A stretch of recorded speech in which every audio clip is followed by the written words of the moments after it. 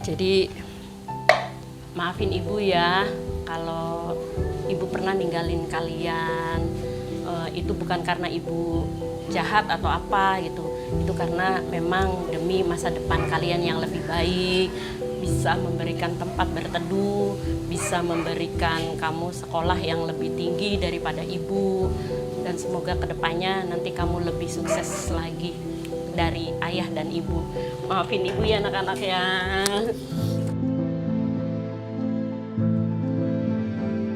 Kabupaten Indramayu menjadi salah satu kantong pekerja migran Indonesia terbesar di tanah air.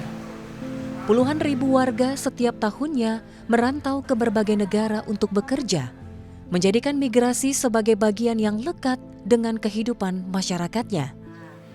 Bagi sebagian keluarga, kepergian bahkan telah menjadi cerita yang diwariskan dari satu generasi ke generasi berikutnya.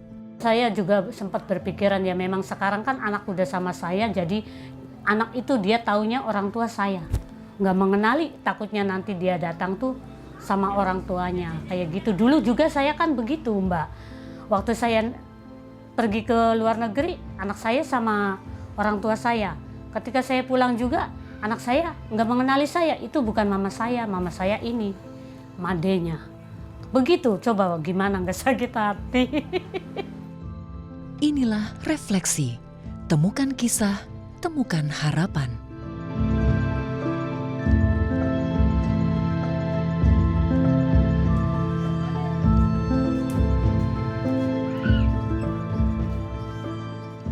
Di balik tingginya angka keberangkatan, persoalan perlindungan pekerja migran masih menjadi perhatian. Upaya meminimalisir keberangkatan non-prosedural hingga memastikan terpenuhinya hak-hak calon pekerja migran terus dilakukan oleh berbagai pihak. Namun, kisah tentang migrasi tidak berhenti pada mereka yang berangkat. Ada rumah-rumah yang belajar beradaptasi dengan jarak, dan anak-anak yang tumbuh bersama ketidakhadiran orang tuanya. Di Desa Kenanga, Kabupaten Indramayu, ketidakhadiran orang tua karena bekerja di luar negeri menjadi sesuatu yang tak lagi asing. Di banyak keluarga, pengalaman itu bahkan terus berulang. Mereka yang dahulu ditinggalkan, kini menjadi orang tua yang kembali harus meninggalkan keluarga. Sunaini adalah salah satunya. Dahulu ia pernah menjadi pekerja migran yang meninggalkan anaknya. Hari ini, ia mengasuh cucunya setelah sang anak memutuskan kembali merantau ke Hong Kong untuk kedua kalinya. Anak saya yang bernama Dante Martini itu bekerja di luar negeri ke Hong Kong. Ini udah 2 kali. Yang pertama ke Hong Kong juga, tapi itu kira-kira tahun berapa ya? Kalau nggak salah 2016, 15 kayaknya. Tahun segituan. 5 tahun di Hong Kong yang waktu pertama. Kalau dari lubuk hati saya sih ya maunya si Dante itu udah jangan pergi lagi karena kan udah punya anak. Lebih baik kita ngurus anak, lebih baik kita itu berkumpul lah dengan satu keluarganya dia sendiri. Harus mau bel ibu, tuh harus mau bel ibu ya. Di posisi saya sebagai orang tua mau mencari masa depan buat anak, tiba-tiba saya datang, anak saya juga itu nggak mau, bukan mama saya. Memang hati seorang ibu tuh hancur, seharusnya nggak boleh berangkat ke luar negeri. Tapi kita mau masa depan keluarga kita kan bisa enak, bisa tentram, bisa ada masa depan, bisa ada tabungan kan. Tapi akhirnya ya yang dikorbankan kita punya anak nggak mengakui.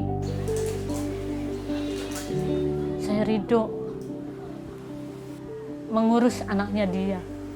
Memang itu ikhlas, saya ridho ngurus anaknya Mbak Danti. Dengan cara pun, kasih sayang pun, semua saya kasihkan ke anak Danti, cucu saya ini, si Aris Mbak.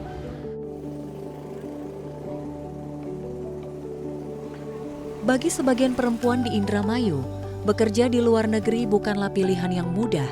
Di antara keinginan untuk tetap berada di rumah dan harapan akan kehidupan yang lebih baik bagi keluarga.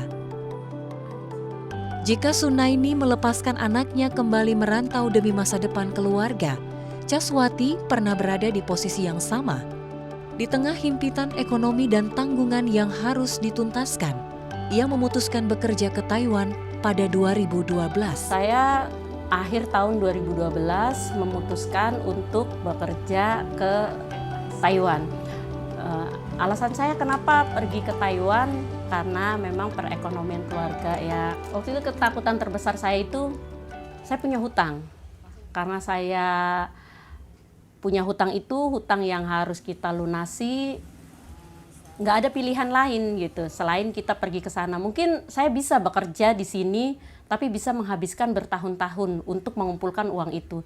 Tapi dengan kita bekerja ke luar negeri saat itu, dalam 3 tahun hutang lunas, rumah pun jadi. Itu jalan tercepat menurut saya gitu. Dengan maaf ya, ijazah saya yang minim gitu dan pengetahuan saya yang minim juga saat itu. Allahus Samad, lam yalid wa lam yulad. Mungkin lebih sulit ke anak-anak ya, karena anak-anak benar-benar tidak mengizinkan sama sekali, karena pada saat usia waktu itu anak saya yang pertama 10 tahun, yang kedua 5 tahun, saat-saat usia emas mereka yang harus dengan orang tua, dan saya terpaksa pergi meninggalkan mereka. Mungkin berat bagi saya juga bagi anak-anak.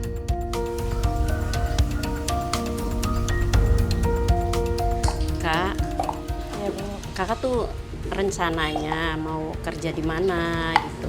Ke Taiwan aja Bu. Ke Taiwan, Kak. Nggak coba di sini dulu gitu. Iya Bu, soalnya kalau di Taiwan itu hubungan majikan sama pekerja itu lebih menghargai deh Bu. Kak, Iya Bu. emang kamu kan ini mau ke Taiwan, Iya. emang udah siap mentalnya, ya, terutama mentalnya loh Kak. Iya, Hani kuat-kuatin Bu. Soalnya kan seusia Hani, teman-teman Hani udah pada ke sana Bu, kerja di sana. Karena di Indonesia itu apa ya, cari kerjanya tuh susah Bu. Dengan hasil pendapatannya. Ya udah, ini kan pilihan kalian ya, kalian sudah pada dewasa, kakak Hani udah 2-3 tahun, kakak Na juga udah 19 tahun, ibu yakin kalian sudah punya pilihannya masing-masing. Kayak kakak Hani pengen ke negara Taiwan, kakak Na pengen ke negara Jepang. Kalau ibu sih pertama cuma bisa mendoakan dan memodalkan. Pesan ibu sih hati-hati dalam bekerja. Raih cita-cita setinggi mungkin, mumpung masih muda, mumpung ayah masih ada, ibu masih ada. Ingat, masih ada keluarga di rumah. Kalau sudah sukses, apa yang kakak-kakak cita-citakan ini cepat kembali. Pernah kehilangan masa tumbuh kembang anak-anaknya. Hari ini Caswati berharap anak-anaknya dapat memahami keputusan yang pernah ia ambil.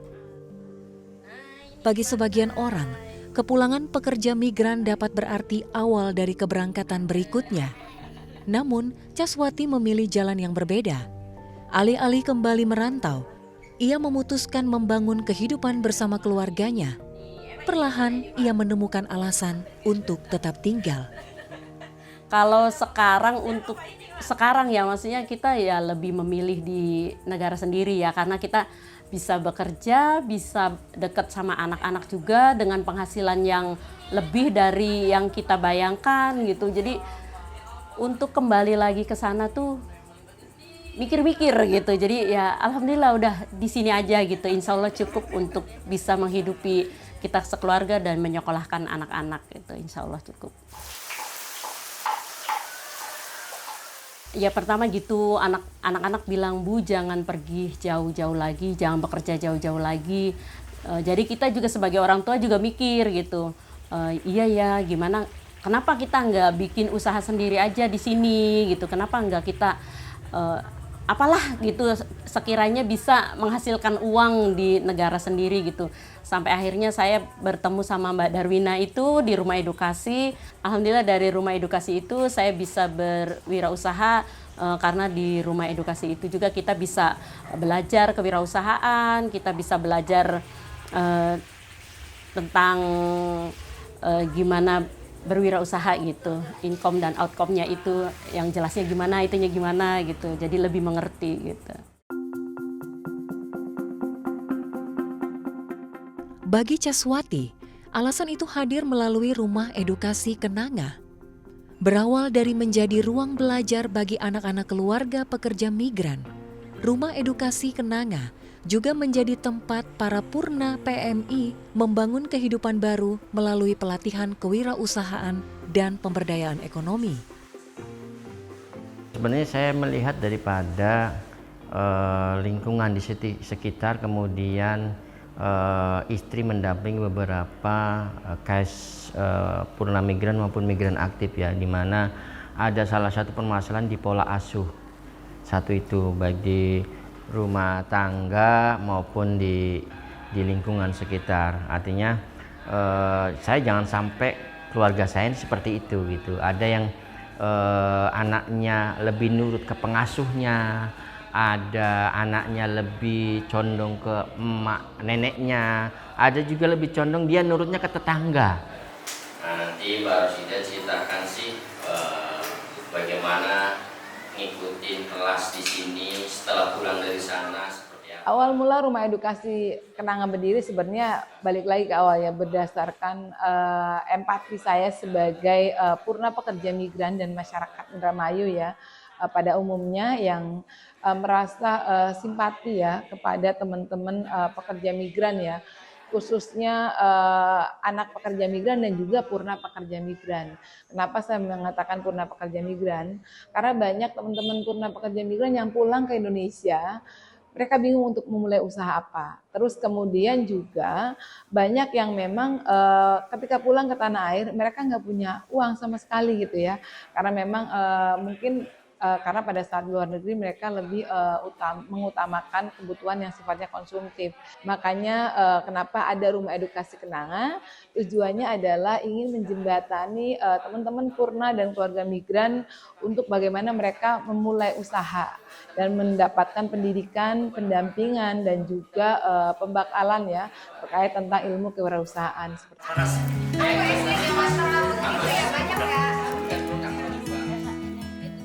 Tantangannya itu merubah mindset deh. Merubah mindset masyarakat ini dari tadinya bahwa, karena gini ya, yang terjadi bahwa kalau di masyarakat pada umumnya harus ada contoh dulu deh. Ah, lu ngomong apa sih? Orang kamu aja seperti itu, belum berhasil dan sebagainya. Maka saya melakukan itu, memberikan contoh dulu dengan segala pengorbanannya. Dulu untuk mereka datang ke kelas kami itu kita dengan berbagai macam cara, dalam hal ini kita memberikan habis belajar kita makan bersama, kemudian kita memberikan minuman, kita kadang memberikan door prize dan sebagainya, biar tertarik dulu. Setelah mereka suka, kemudian mereka itu oh ternyata ini penting, lama-lama kan berubah teh. Nah sekarang malah mereka bawa makanan sendiri, minuman sendiri. Setelah selesai kita makan bersama, kadang kita saling jualan.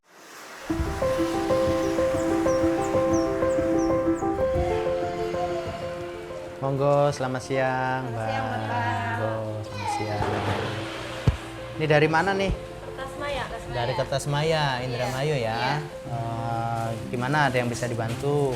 Ini mau daftar, Mau daftar di Hong Kong ya, lewat PT Parko Laut. Mbaknya tahu dari mana PT Parko Laut? dari saudara.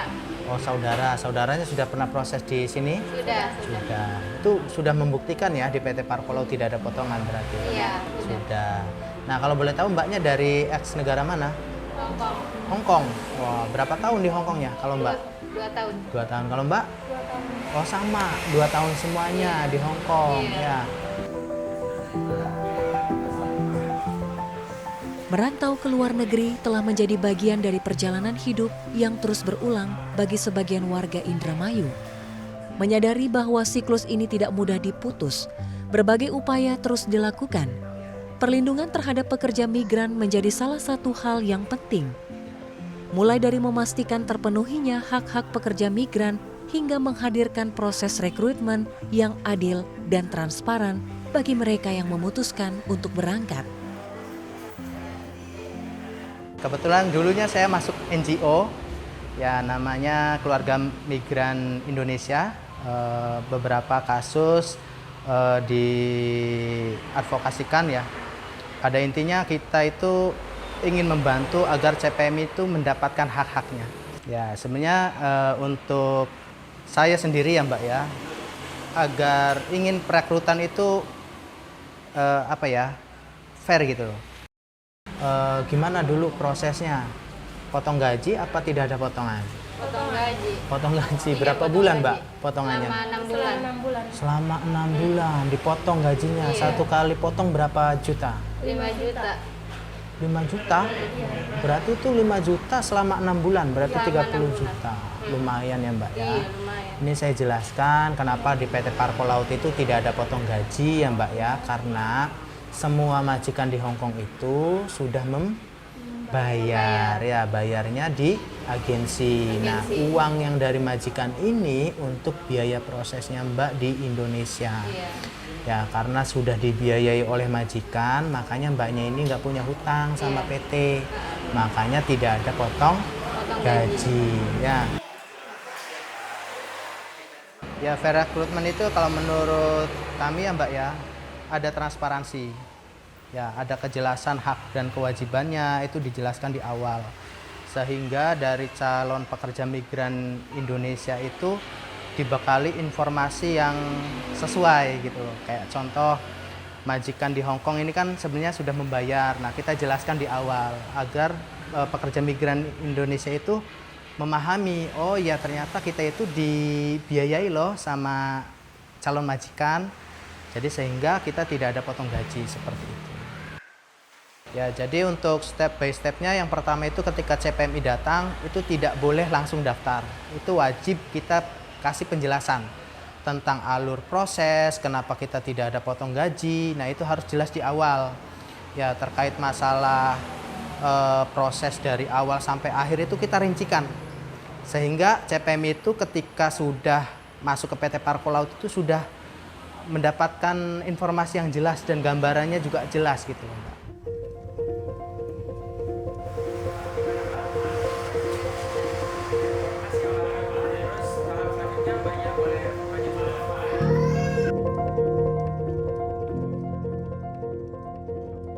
Pada akhirnya, kisah pekerja migran bukan hanya tentang mereka yang pergi, melainkan juga tentang mereka yang menunggu, mereka yang memilih untuk pulang dan bertahan, serta mereka yang terus berupaya menghadirkan pilihan yang lebih baik bagi generasi berikutnya. Kalau kita memutus nggak bisa, pasti kalau sekiranya peluang tenaga kerjanya di Indonesianya sangat luas, kemudian kebijakannya sangat luas, saya kira nggak akan ada keberangkat luar negeri teh. Yang jelas saya berpesan kita tidak bisa memutus tapi minimalisir keberangkatan non prosedural. Jadilah smart migration teh. Yang membuat saya bertahan sampai sekarang untuk menjadi jembatan kebaikan ya di Rumah Edukasi Kenanga adalah saya berpikir ya kalau saya berhenti gitu ya untuk tidak lagi memberikan jembatan kebaikan kepada masyarakat khususnya teman-teman Purna, keluarga dan anak pekerja migran, mau siapa lagi gitu ya. Karena kami berpikir bahwa mereka butuh kami ya untuk bisa terus memberikan pendampingan, memberikan edukasi gitu ya. Kalau misalnya Anda masih bekerja di sana, simpanlah tabungan Anda. Minimal sisahkan tabungan buat bekal hari tua Anda. Karena Anda tidak akan selamanya bekerja di luar negeri. Pasti suatu hari nanti kalian pulang ke Indonesia. Dan di saat kalian pulang ke Indonesia, kalian punya bekal dan penghasilan kalian sendiri.